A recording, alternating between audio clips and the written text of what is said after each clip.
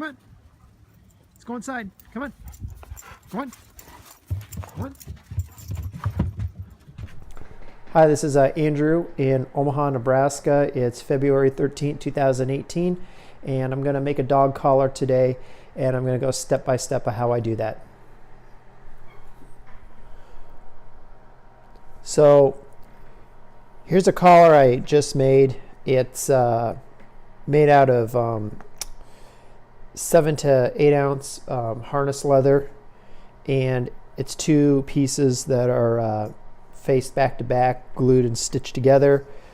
There's solid brass hardware for the buckle and the D for a leash, as well as a smaller D as a keeper, so the end here doesn't flap around once the collar is buckled around the animal's neck.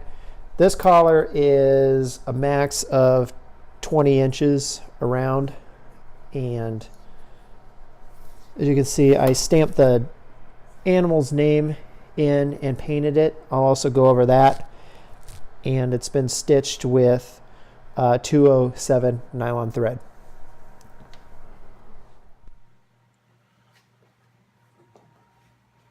Here's a piece I'm going to cut it out of, and I have the strap cutter set at 1.5 inches.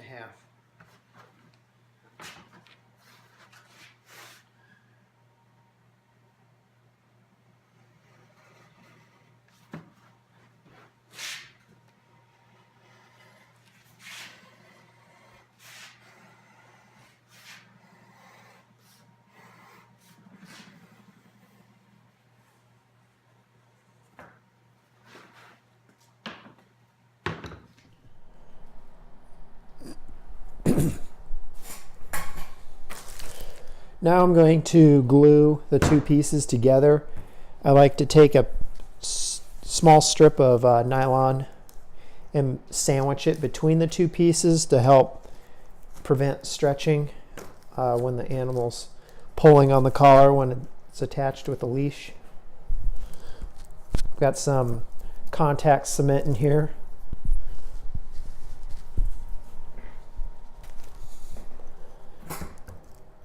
And I just put a nice coat on the two pieces and just sandwich the nylon in between the two.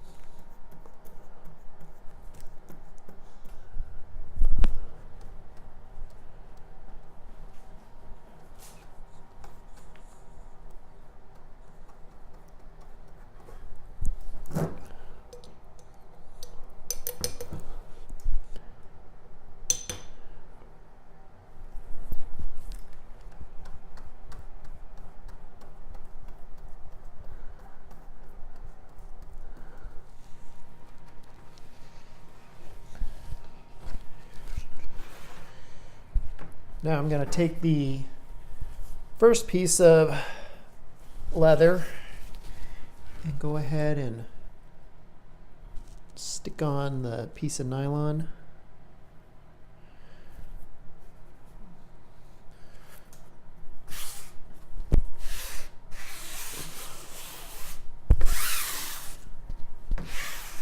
Let that tack up just for a little bit, and then I'll cut the ends flush and stick the other piece on.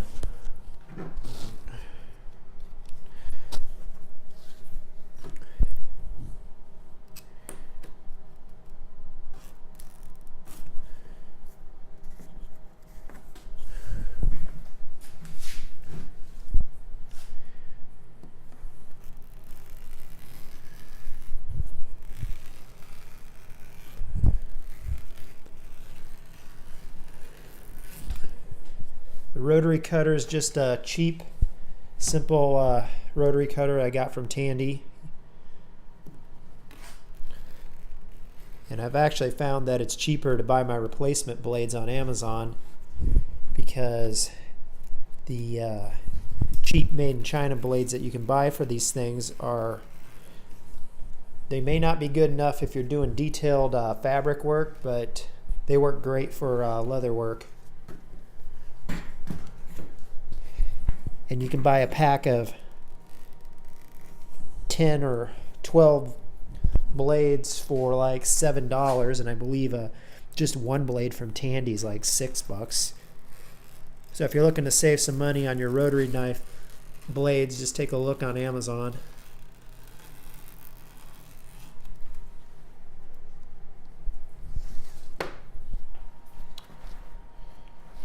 All right, this is tacked up for a little bit. Now I'm just going to take the other piece and stick it onto the top side of the nylon here.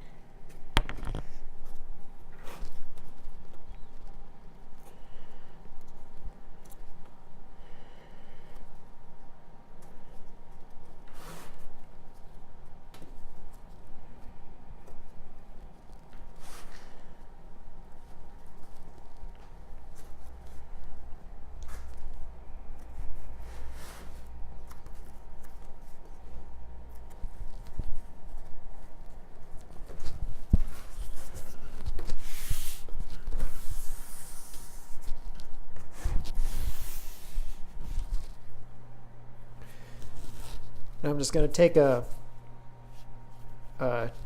cheap soft-faced hammer here and just tap it down, get the glue set.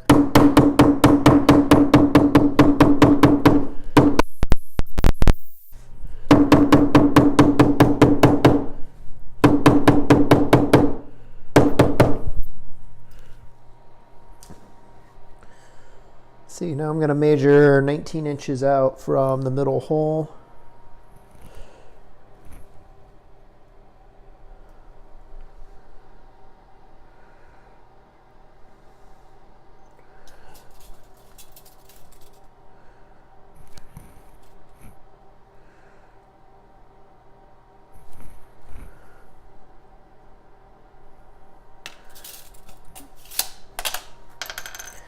I'll just make an imprint with this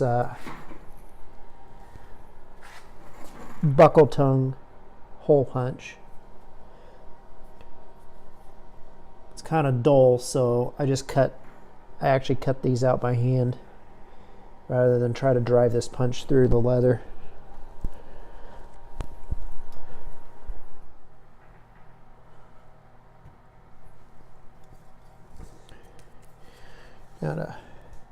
Now we're just going to cut the end of the collar out by using little cuts and slowly work our way around the turn.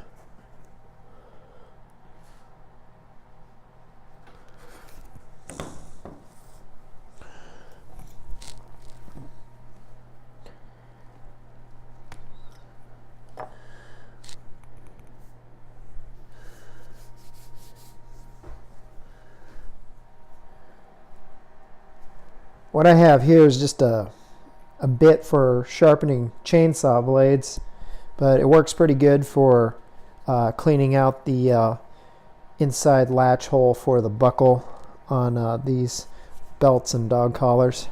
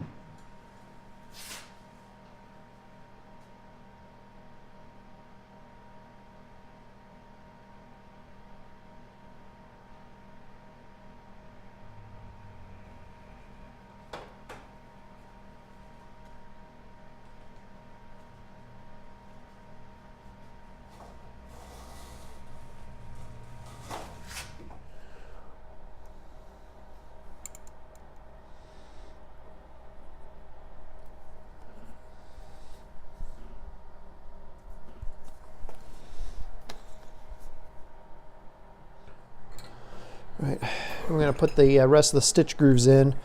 I'm shooting this on my cell phone, and it's kind of a pain in the neck, but we'll see how this turns out.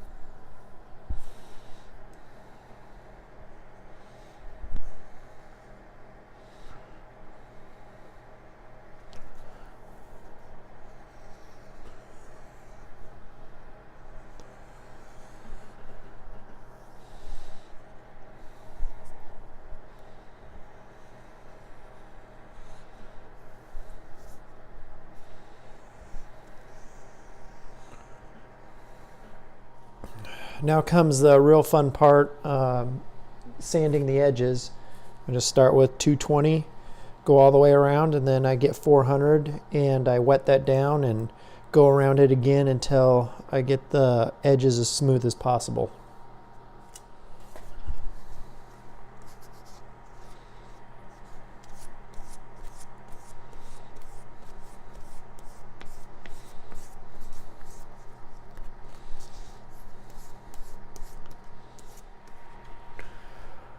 Well, I finished the sanding, the 220 and the 400. Now I'm just going to take the handle on a edge tool here and start the burnishing process. Just rub back and forth on the edges until they're smooth.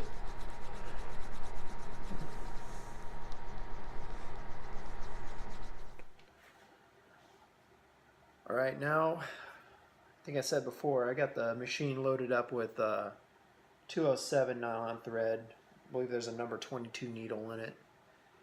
And I've already stitched around the buckle tongue hole, and now I'm just going to go around the perimeter of the collar. I'll start back here. There's no need to back stitch because I'm going to be coming back around, and then I can go back over the stitching about 3 stitches and it'll lock it in.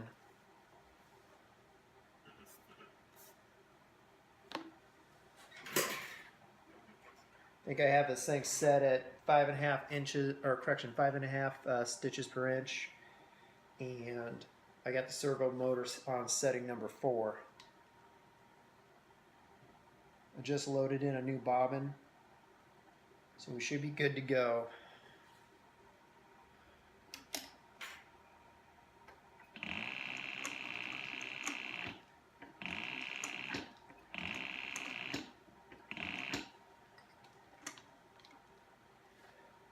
Now, gotta hit the reverse lever just a little bit because I'm gonna overshoot the edge there.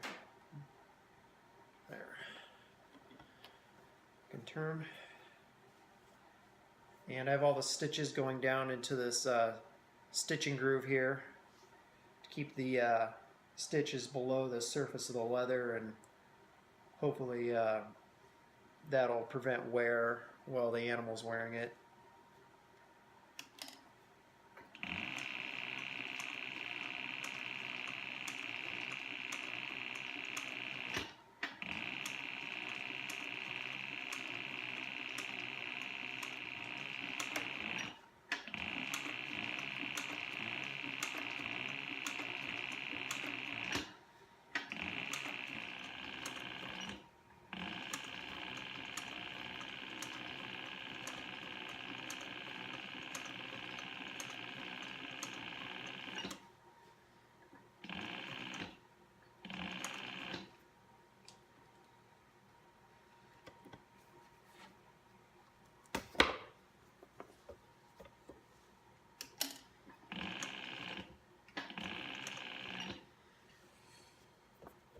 Looks like I lucked out. It went exactly the same stitch length, and so I'm just going back in the holes I already created.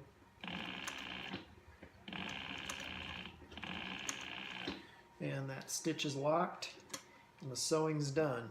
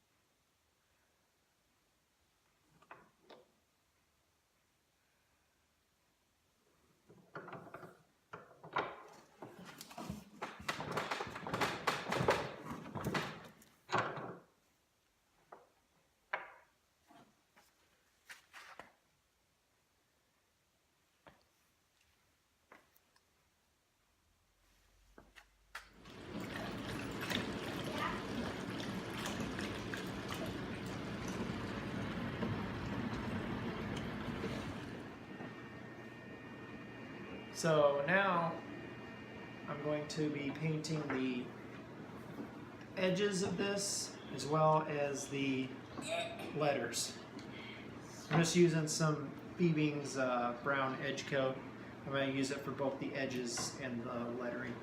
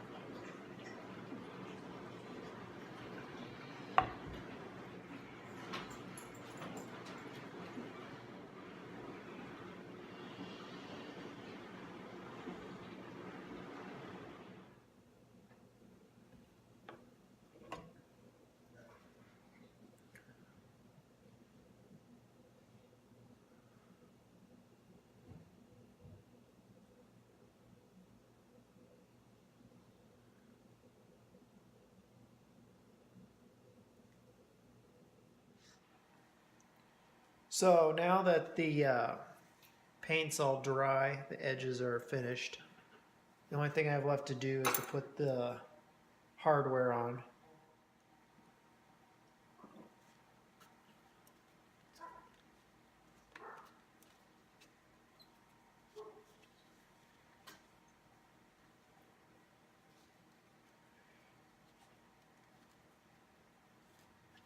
Here.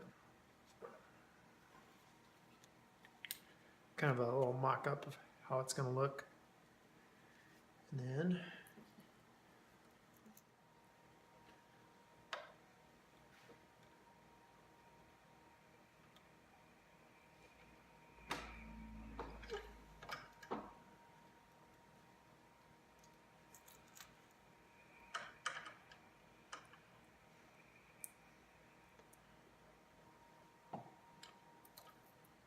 oops. There.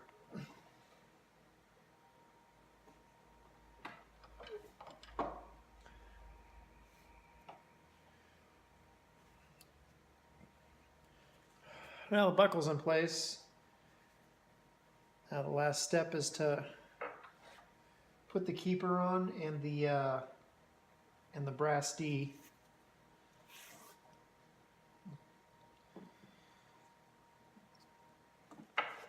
This rivet driver is really nice. I bought it on sale. They were on 20% off on Weaver's website one day, and I'm glad I bought it. So it makes setting snaps and rivets so much easier than trying to drive them with a hand-driven setter.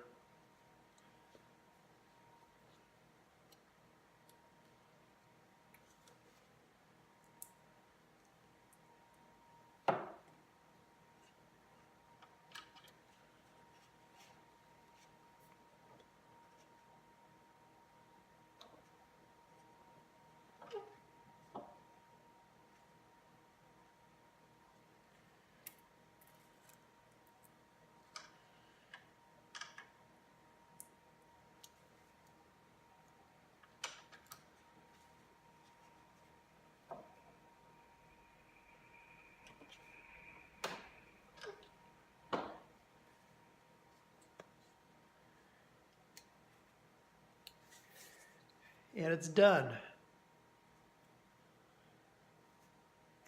It's a reinforced leather dog collar. It's 1.5 inches wide, made out of 2 pieces of harness leather.